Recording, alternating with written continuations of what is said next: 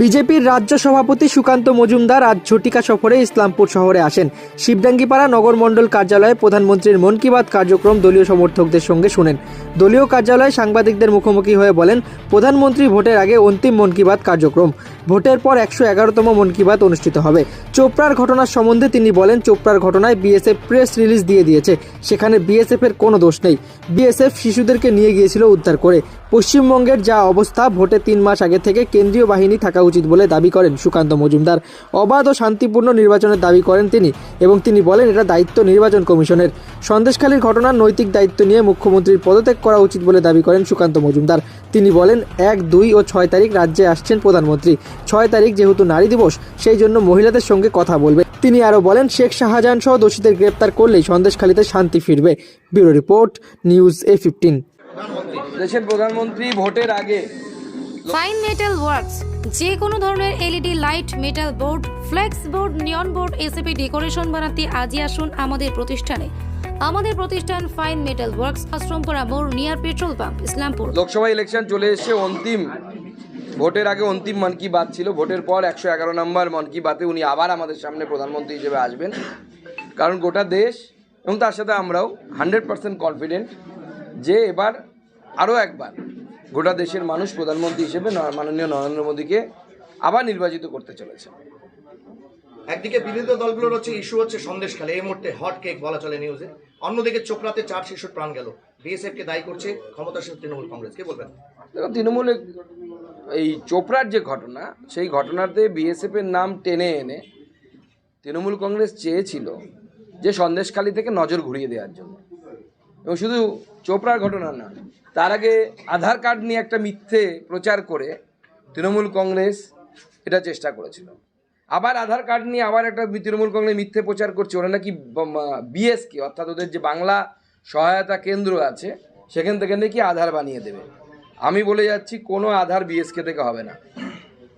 আধার BSK থেকে হবে না, সরকারি জায়গা থেকেই হবে।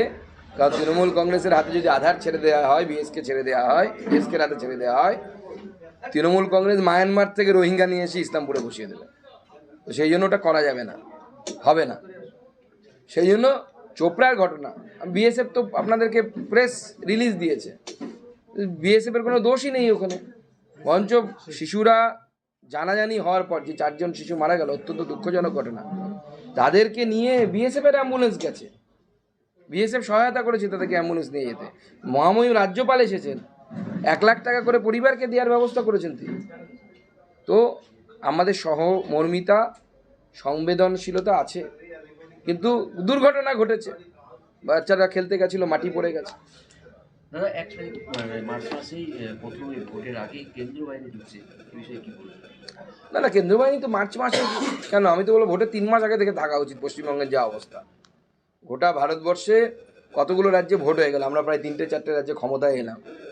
শুনেছেন একটাও কথা যে কোথাও পোস্ট পোল ভায়োলেন্স বলে কিছু হয়েছে? আর এখানে দেখুন, ভোটের আগে থেকে ধমকানি চমকানি শুরু হয়ে যাবে। এখন অবশ্য গলার ভয়েস কমে গেছে, এখন আর অত খেলা হবে বাজাচ্ছে না, কারণ ইডি সিবিআই খেলছে এখন, আর ওরা দেখছে শুধু তাকিয়ে তাকিয়ে।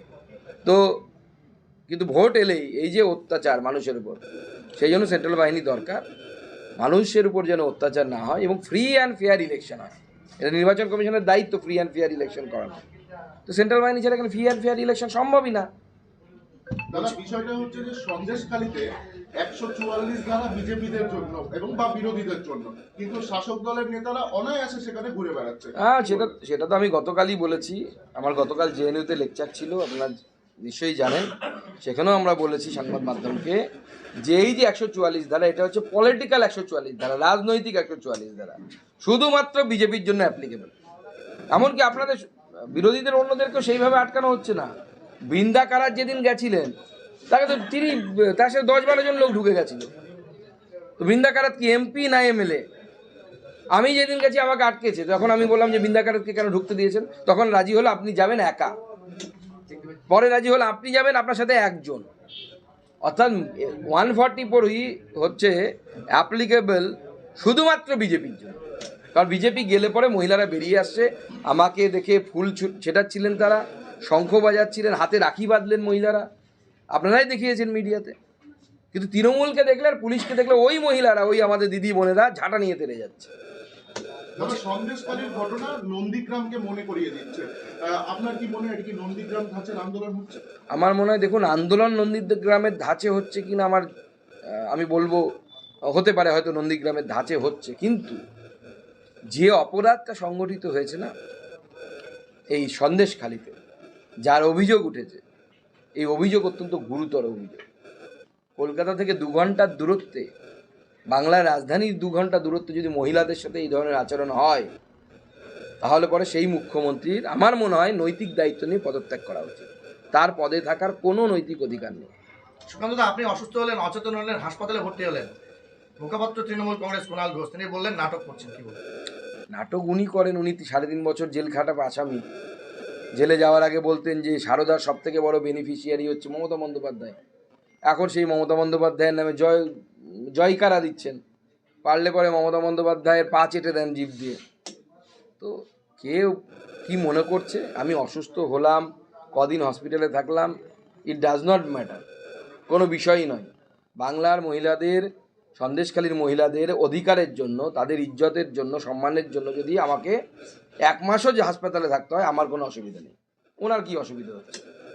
বাংলায় দেখা গেছে এর আগে এই ধরনের ক্রাইসিস পিরিয়ড যখন এসে ল অ্যান্ড অর্ডার প্রবলেম হয়েছে, সর্বদলীয় বৈঠক হয়েছে, কিন্তু আজ পর্যন্ত দেখা গেল দীর্ঘ 11 বছরে এই ধরনের ইস্যুতে সর্বদলীয় বৈঠক না, মমতা বন্দ্যোপাধ্যায় বা তার দলবল তো মানছেই না কিছু হয়েছে। তারা তো এখনো বলে যাচ্ছে শেখ শাহজাহান মনে হয় মোগল সম্রাট শাহজাহান, পারলে একটা তাজমহল বানিয়ে দেয় মমতা বন্দ্যোপাধ্যায়ের জন্য। এই তো অবস্থা। বলছিলাম যে শেখ শাহজাহানের ভাইকে কালকে গ্রামবাসীরা তাড়া করেছে, কিভাবে দেখছেন? দেখুন, শেখ শাহজাহানের ভাই তার সঙ্গী সাথী মিলে ওখানে একটা লুটের রাজত্ব কায়েম করে রেখেছে। মানুষের উপর অত্যাচার, মহিলাদের উপর অত্যাচার। আমি তো বলবো ওদের ভাগ্য ভালো, সঙ্গে পুলিশ আছে বলে পাবলিক ধরে এখন গাছে বেঁধে রাখেনি, নাহলে গাছে বেঁধে রাখা উচিত এদের, যে ধরনের অপরাধ করেছে। সুকান্তদা, শেষ প্রশ্ন হচ্ছে যে সাম্প্রতিককালে মানে গতকালই ইলেকশন কমিশন থেকে একটা সার্কুলার জারি হয়েছে যে বিভিন্ন জায়গায় যারা আধিকারিক আছেন পুলিশ লেভেলে, প্রশাসনিক লেভেলে 3 বছরের বেশি যারা আছেন তাদের জন্য উইদিন দ্য ডিস্ট্রিক্ট বা সেম পার্লামেন্টারিতে ট্রান্সফার না করা হয়। কারচুপি করছে রাজ্য সরকার, অভিযোগ ইলেকশন কমিশনের উপর।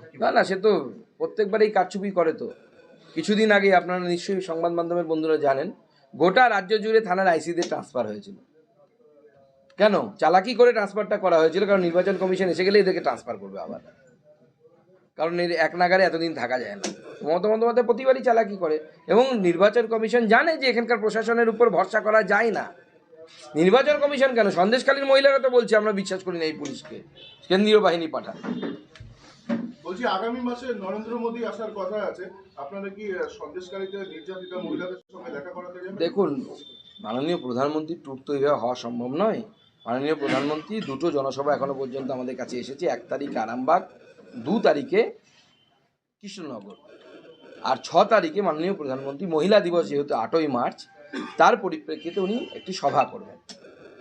তো সেই জন্য মহিলাদেরকে নিয়ে সভা করবেন, তো সেখানে প্রধানমন্ত্রী তার বক্তব্য রাখবেন, সবার কথাই বলবেন।